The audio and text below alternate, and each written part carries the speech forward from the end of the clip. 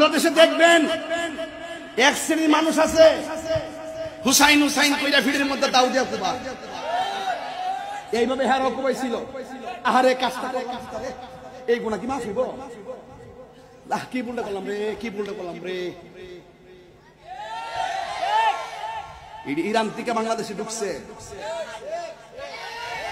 এটা ইরান থেকে ঢুকছে মাল খায়া টাল হইছে, মাতার হইছে, কামসাগরে ডুব দিছে। কথা কোন ঠিক না বেঠে? কথা কোন ঠিক কিনা বলেন?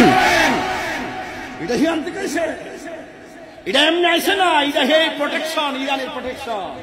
ওই দেশ থেকে সারা বাংলাদেশে তারা বিভিন্ন ভাবে জেনারেলদেরকে, আলেমদেরকে পুঁজি করতে পারছে না, জেনারেলদেরকে পুঁজি করছে। যারা বাংলা ফরুয়া এদেরকে পুঁজি কইরা এই শিয়াবাদটা বাংলাদেশে ঢুকাইছে।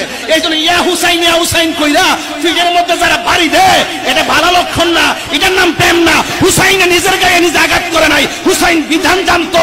নিজের গায়ে নিজে আঘাত করা, একটা নখ কাটা হারাম, পিছনে আঘাত করে রক্তাক্ত করা হারাম, গলার মধ্যে ফাঁসি দিয়ে মরা হারাম, নিজের গায়ে নিজে আঘাত করা হারাম।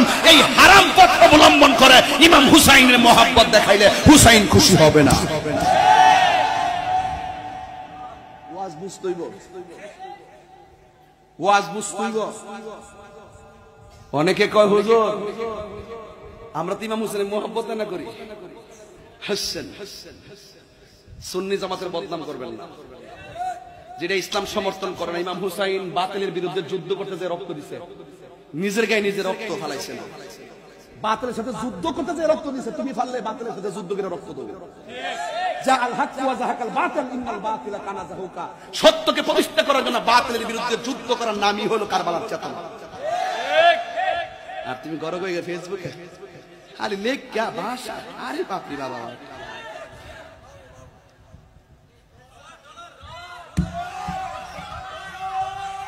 ঠিক আছে নি রে বাবা, এটা চিন্তা করিস না, আমি আসি তোমার দেশে। আমার ভাই আগুন লাগলে আপনারই প্রথম যাবে, আপনার ভাই আগুন লাগলে আমি আমু। কিন্তু ইরানের মাল খাইন না। আপনি ঘুরবেন ছাগলের 3 নম্বর বাচ্চার মতন ফাঁকেদা 2-3 জন মাল কামাই হয় বড় লোক। আপনি কিন্তু জীবনে লাইন দিত না, আপনারা দিব একবারে আখিরাতে লাইন দিব, আপনারা টেহাল লাইন আবার দিত না, ইলা আবার হিয়ানা।